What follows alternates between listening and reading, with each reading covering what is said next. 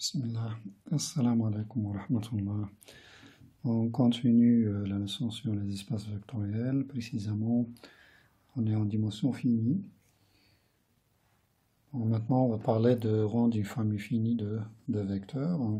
Alors, par définition, c'est quoi le rang d'une famille finie de vecteurs? On se donne une famille de vecteurs V1 jusqu'à Vp dans un espace vectoriel E.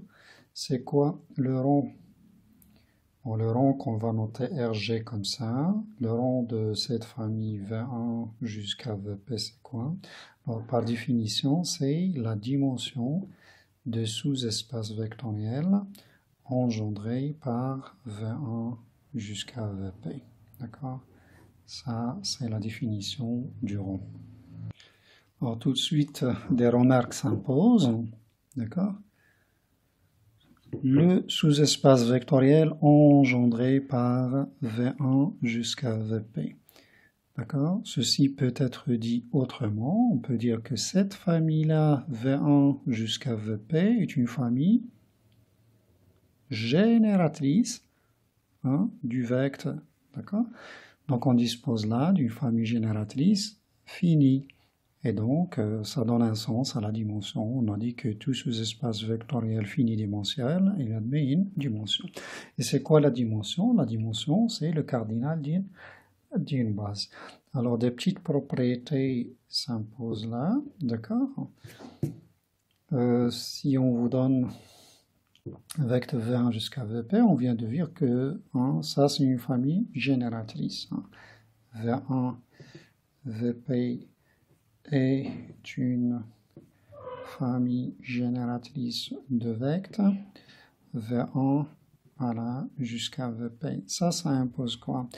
Rappelons la petite propriété que la dimension est inférieure ou égale à cardinal d'une famille génératrice et supérieure de l'autre côté à cardinal d'une famille libre. Ça, à ne pas oublier. D'accord? Bien. Donc, comparons un petit peu, on applique ça. Alors, la dimension du vecteur, qu'est-ce que ça va rapporter? Dimension de vecteur avec cette définition-là, ce n'est que le rang. Donc, celle-là précisément va nous donner donc le rang. Donc, j'oublie ça momentanément. Le rang de quoi? De V1 jusqu'à Vp, dimension de vecteur, c'est le rang.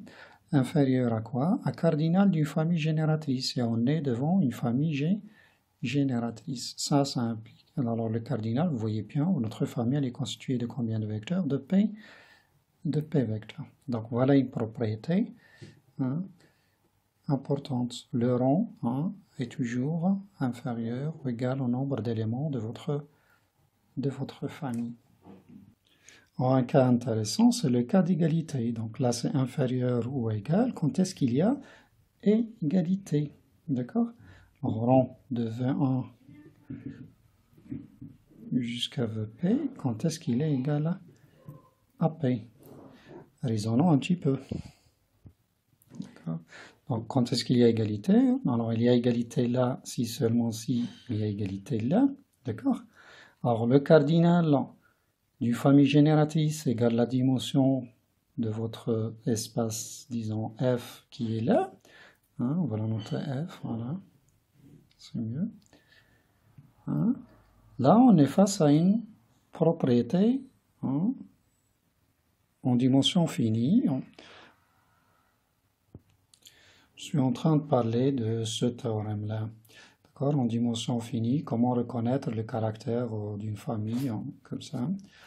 Lorsque la famille fait le plein de la dimension. D'accord? Lorsque la famille contient autant d'éléments que la dimension de votre espace, alors les trois caractères libres, base, génératrice sont équivalents. D'accord?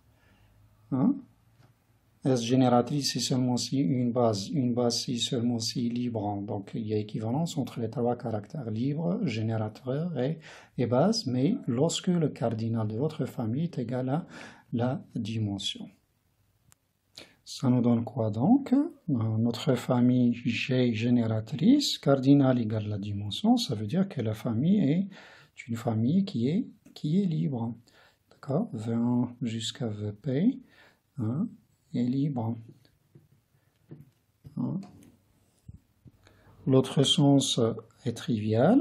Si la famille est libre, sachant qu'elle est génératrice, ça devient une base. Génératrice et libre, hein, c'est exactement la définition d'une base. C'est une base et la dimension c'est quoi? La dimension c'est le cardinal d'une base. D'accord? Hein, donc qu'est-ce qu'on va lire? La dimension de vecteur V1, Vp, ce sera exactement, hein, ça c'est une base, donc le cardinal c'est P. Qu'est-ce qu'on va lire? Rang de V1 jusqu'à Vp, c'est quoi? C'est P. Toujours en dimension finie, que se passe-t-il maintenant avec les sous-espaces vectoriels? Hein,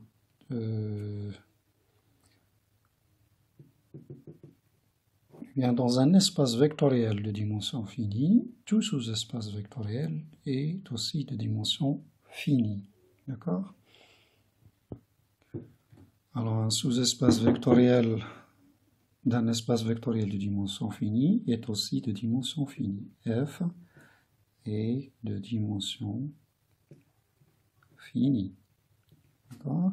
Non seulement ça, sa dimension ne dépasse pas la dimension de l'espace. Dimension de sous-espace est toujours inférieure ou égale à la dimension de l'espace. Et quand est-ce qu'il y a égalité là? Dimension de f, quand est-ce qu'elle est égale à la dimension de e? Bon, je crois que vous devinez, non? Bien, si seulement si f est égal à e.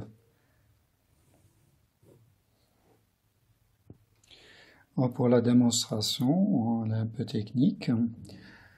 On considère, bon, déjà, il faut écarter les cas marginaux de singleton 0.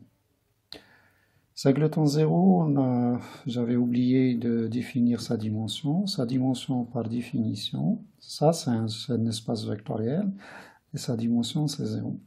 Donc, dans tout ce qui va suivre, on ne va pas parler du singleton 0. Hein. On va l'écarter. Comme ça, on est tranquille. Alors, qu'est-ce qu'on fait pour la démonstration? Ben, il suffit de considérer les familles. Donc là, je suis en train de supposer que f est différent de singleton 0. Et je considère les familles libres. D'accord? S libre, mais S c'est une famille de f, de vecteurs de f. Je considère tout simplement le nombre d'éléments de ces familles. Ça me donne un ensemble qui n'est pas très intuitif, mais vous comprendrez peut-être plus tard pourquoi ça. D'accord? Je donne juste une petite idée comme ça. Je reviens sur la petite proposition, petite peut-être pas. Hein? On a cardinal, on avait dit cardinal d'une famille libre ne dépasse pas la dimension, et de l'autre côté, cardinal de G est toujours supérieur à la dimension. Donc, si on regarde ce côté-là, là c'est famille libre, là c'est base. D'accord? Alors, c'est quoi une base? C'est juste une famille libre que vous allez augmenter jusqu'à ce qu'elle devienne une base. C'est-à-dire, hein, le caractère libre, hein, vous le gardez comme ça, jusqu'à ne plus pouvoir faire ça. Donc, une base, c'est quoi? C'est juste une famille libre, mais qui est maximale. On ne peut pas lui rajouter de vecteurs pour qu'elle devienne libre. Ça y est. Une fois que tu as chez vecteur, tous les libres, ça fait une base, obligatoirement. C'est ça l'idée. D'autre côté, c'est la même chose. Hein. Base génératrice. C'est quoi une base? Je prends une famille génératrice. Soit cette famille, c'est une base, ça y est, c'est OK. Sinon, qu'est-ce que je fais? On prenait certains vecteurs et on les rejetait, comme ça. Certains vecteurs suivant un critère. Hein. D'accord? La famille génératrice, quand on des vecteurs, en gardant toujours le caractère générateur jusqu'à ne plus pouvoir faire ça. C'est-à-dire, une base, c'est quoi? C'est une famille génératrice, mais qui est minimale. minimal. يعني ما تقدرش تزيد تحافظ على الكاركتر جينيراتور وتحيد ان فيكتور وتبقى لك جينيراتريس. من ما تقدرش دير هذه صاي سي اون باز. Donc là, c'est un caractère libre maximal. Pour pousser de caractère libre vers une base, c'est libre maximal. Pour pousser le caractère générateur vers une base, ça c'est le caractère générateur minimal. Dans la démonstration qu'on va faire, on choisit ce côté. On va traiter les familles libres. On va donner une famille libre maximale. Ça sera obligatoirement une base de notre sous-espace. C'est ça le truc. Voilà, c'est ce que je disais tout à l'heure. On prend les familles libres dans F, on regarde les cardinales de S, mais on pousse vers la maximalité. Mais c'est ce qu'on est en train de faire là. Donc là, les cardinaux, ce sont des entiers. Le nombre d'éléments, c'est un entier. Je considère cet ensemble. Et bien cet ensemble-là, A n'est pas vide. C'est une partie de N et qui est majorée, d'accord? Ça, c'est pas vide. Il y a toujours une famille libre dans F, puisqu'on a supposé qu'elle est différente de 5 de temps 0, il y a au moins un vecteur non nul, et on avait dit un vecteur non nul en lui-même, à lui seul, il va constituer une famille libre. Donc, ça, c'est pas vide. D'accord? En plus de ça, c'est une partie de N et qui est majorée. Pourquoi majorée? Est-ce que vous voyez un majorant de votre ensemble? Majoré par quoi? Eh bien, c'est toujours notre propriété. On avait dit que cardinal d'une famille libre comment est inférieur à la dimension de l'espace. D'accord? S est libre. Ça veut dire que un cardinal de S est inférieur à la dimension de E. Je rappelle peut-être, je ne l'ai pas dit, le caractère libre. Le caractère libre ne dépend pas de l'espace dans lequel vous vous situez. D'accord? Il ne dépend pas de l'espace dans lequel vous vous situez. D'accord? Caractère libre, donc lié automatiquement. Il a dit libre مثلا في واحد sous-espace F راه هي نفس la phrase libre في l'espace E, c'est la même phrase. D'accord? Libre lié, c'est comme ça. Par contre, générateur, génératrice, il faut toujours terminer la phrase là. Génératrice de quoi? Moi je dis le sous-espace, ou je dis le F1, ou je dis le F2, génératrice de quoi? Mais le caractère libre, lui, ne dépend pas de l'espace dans lequel vous vous situez. C'est bon? Donc, cardinal de S est inférieur à quoi? À la dimension de A est majorée par N. Non? Puisque si une partie non vide de N est majorée, elle admet une borne maximum. D'accord? Un maximum, un max de A existe dans N. Dire que max, ça veut dire qu'il est à temps. Bon, ça ne m'intéresse pas tellement la valeur, mais je mettrai P, mais ce n'est pas le P qui m'intéresse, ce n'est pas le cardinal. C'est une famille, je prendrai L, donc une famille libre, L dans S, dans F, pardon, tel que cardinal de L soit égal à ce P-là, c'est-à-dire le max de A. Eh bien, ça y est, voilà le caractère maximal dont je parlais. Ben, je suis presque sûr que ma famille, presque sûr, je suis sûr, mais c'est la démonstration qu'il faut étayer. D'accord? Elle,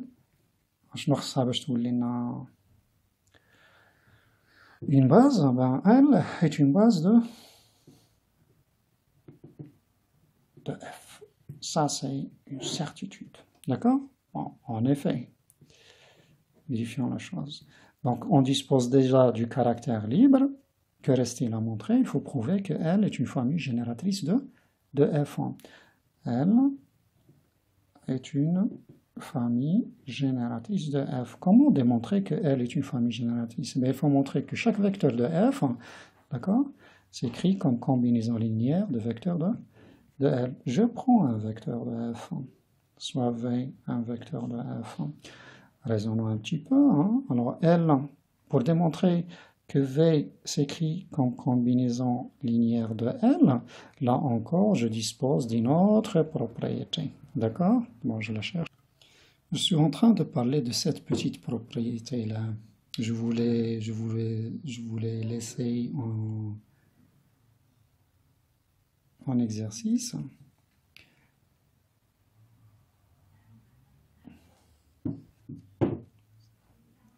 Je vous l'avais laissé en exercice là. On ne l'a pas corrigé peut-être, mais elle est très importante là. D'accord? Si vous avez une famille libre et que vous l'augmentez d'un vecteur, lié, si seulement ça. Mais ce qui m'intéresse, c'est l'autre sens. Quand est-ce que V est une combinaison linéaire de ces vecteurs-là? Eh bien, si seulement si la famille que vous avez là, la famille augmentée, est une famille qui est liée. Je suis en train de parler de cette propriété-là. D'accord? C'est ce qu'on voit, c'est ce qu'on a ici. L, c'est déjà une famille libre.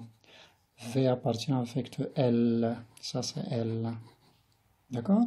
Donc, quand est-ce que V appartient à un vecteur L? Eh bien, si seulement si L augmenté de V et il y est L, union V doit être lié. C'est ce qu'on veut. D'accord? Donc, ça me permettra de faire un passage direct à là. C'est ce que vous avez. Pour la démonstration ici, elle est très très simple. D'accord? Ce sens-là, V appartient avec V1 jusqu'à Vn, ça veut dire quoi? Ça veut dire que V s'écrit comme combinaison linéaire, alpha 1 V1 plus etc. alpha n Vn. D'accord? Et ça veut dire que si on ramène le tout d'un côté, ce qu'on va faire là, donc en écrivant V moins alpha 1 V1, pardon, on commence l'autre côté, puisque la forme est disposée comme ça. Plus alpha 2 V2, etc. jusqu'à alpha n Vn moins V égale 0. Alors on est devant une combinaison linéaire des vecteurs de cette famille qui est égale à 0 et une combinaison non triviale. Pourquoi non triviale? Parce que vous voyez le coefficient là, ça c'est moins 1 comme coefficient. Il est différent de 0. D'accord? Donc ça me donne le caractère lié là. Le sens direct, alors lié, ça veut dire quoi? Ça veut dire qu'il existe une combinaison non triviale en mettant alpha 1, V1 plus etc. alpha n, V1 plus alpha V égale 0 avec l'un des coefficients et non nul. Eh bien, je suis sûr, je suis en mesure de dire que alpha, il est obligatoirement non nul, nécessairement non nul, car je veux montrer une négation. Le moyen le plus simple serait de procéder par l'absurde, car sinon, que se passe-t-il? Eh bien, le alpha serait égal à 0. Si je reviens à ma combinaison, elle s'écrira comment? Alpha 1 V1 plus alpha n Vn égale à quoi? Égale 0. Alors là, je sais que ma famille V1 jusqu'à Vn est libre. Libre, ça veut dire quoi? Une fois votre combinaison est nulle, ça me donne quoi? Alpha 1 V1 plus etc. alpha n Vn est égal à 0. Mais on sait, et on sait que la famille est libre. V1 jusqu'à Vn libre. D'accord? Ça entraîne quoi? Ça entraîne que tous les coefficients là, alpha 1 jusqu'à alpha n, sont nuls. Ça contredit ce que j'avais dit oralement. D'accord? La combinaison est nulle, mais ce n'est pas une combinaison triviale. D'accord? Parce qu'on gagne les coefficients nuls. C'est OK? C'est bon? C'est oralement. Revenons à notre démonstration. On voulait montrer que V appartient à un vecteur L, donc il suffit de montrer que cette famille est liée. Pourquoi est liée? La famille est liée. On peut procéder par l'absurde. Supposons que la famille soit libre. Qu'est-ce que j'aurai? C'est une famille libre, mais c'est une famille de vecteurs de f. D'accord? C'est une famille de vecteurs de f. Elle est inclue là. V dans f, L est dans f aussi. Donc tout ça, c'est dans f. Donc on est là. La famille libre, et elle est inclue dans f. Donc normalement, son cardinal doit figurer dans A. Donc son cardinal, L union V, il appartient à A. C'est quoi le cardinal de votre famille? Bien, c'est le cardinal de L plus 1. D'accord? Donc, normalement, il doit être inférieur ou égal au max de A. Mais c'est quoi le max de A?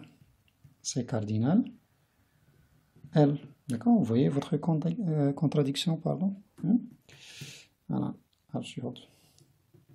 Ça y est, ça finit la démonstration. D'accord? Donc ça, c'est juste le premier côté. On vient de dire que f est de dimension finie. Pourquoi de dimension finie? Parce qu'il admet une famille génératrice finie.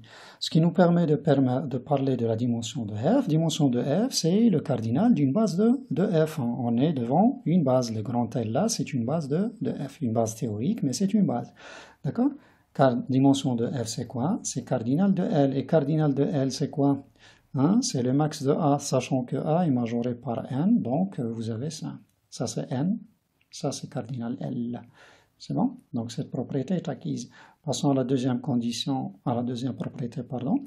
Et le sens là, c'est l'évidence. Si f égale E, c'est normal que dimension de f soit égale à dimension de E. Ce qui nous intéresse plutôt, c'est ce sens-là. Si dimension de f est égale à dimension de E, pourquoi? Parce que, donc, on suppose dimension de f égale dimension de E. Et la question est, pourquoi est-ce que f est égal à E? Bien, il suffit de raisonner sur n'importe quelle base de f, hein. Par exemple, je prends ce L là, cette famille-là, on a dit, L maximale, etc. C'est une base de f. Dimension de f, c'est quoi? C'est cardinal de L. Cardinal de L égale dimension de E. Là encore, on est face à une propriété, d'accord? Une famille S qui est égale à la dimension de E. On est là. Cardinal de S égale la dimension de E, sachant que notre famille libre, ça va nous rapporter quoi? C'est une base de E, d'accord? Donc, L est une base, ou là, une famille génératrice, libre, hein, une base de E. Donc, L, c'est une base de F, et c'est une base de E. Ça veut dire que F est égal à E. Hein? Le fait que L soit une base de F, il y a F ou L vecteur, L, d'accord? Dire que L est une base de E, ça, d'accord? Ça nous donne aussi E égale vecteur L. Donc on est face au même espace. Alors que se passe-t-il en pratique?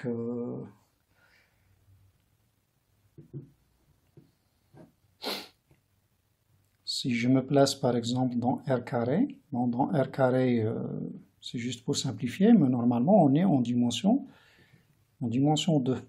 Que se passe-t-il en dimension 2? Bien, quels sont les sous-espaces dans un espace vectoriel de dimension 2? Eh bien, c'est simple, notre propriété en dimension d'un sous-espace est toujours inférieure ou égale à 2. Dimension de f est inférieure ou égale à 2. De l'autre côté, c'est supérieur ou égal à 0. Ben là encore, je dois traiter le cas d'égalité. Quand est-ce que dimension de f est égale à 0? Je reviens donc sur le cas marginal ici. On avait dit que dimension de singleton de l'espace réduit au singleton 0, c'est 0. Et c'est le seul sous-espace qui est admis comme dimension, espace qui est admis comme dimension 0. C'est-à-dire, quand est-ce que E est égal au singleton 0? Eh bien, si seulement si sa dimension, dimension de E est égale à 0. Voilà. Bon, ce sens-là, dans ce sens, le sens qui est là, c'est exactement ce qui est écrit ici. L'autre sens, d'accord? Si dimension de l'espace est égale à 0, pourquoi est-ce qu'il est égal au singleton 0? Hein, d'accord? Eh bien, il suffit de prendre la contraposée. Hein. Donc, P implique Q, c'est équivalent, non Q implique non P. C'est U est différent de singleton 0, ça veut dire quoi? Qu'il contient au moins un vecteur non nul. Et là, on avait dit qu'en lui-même, il constitue une famille libre. Et donc, on aura 1 inférieur à la dimension de E nécessairement. Donc, dimension de E est différente de 0. Donc, je reviens sur mon exemple. Qu'est-ce que ça nous laisse pour la dimension de F? Donc, c'est soit dimension de F égale à 0, et dans ce cas, F, c'est le singleton 0, soit la dimension de F est égale à 1, et on avait dit que les espaces avec une dimension égale à 1, ce sont les droites engendrées par une base constituée de combien de vecteurs? Un seul vecteur. D'accord? F est de type, bon, on est dans R, le corps de base c'est R, donc engendré par un seul vecteur qu'on va noter U. Et un vecteur d'une base, on a dit, n'est jamais nul. Pardon. Et, ou bien la dimension de F est égale à 2. Égale à 2, ça veut dire qu'on est avec dimension de l'espace là. Dimension de sous-espace égale dimension de l'espace. Quand est-ce? Eh bien, si seulement si F égale l'espace en entier.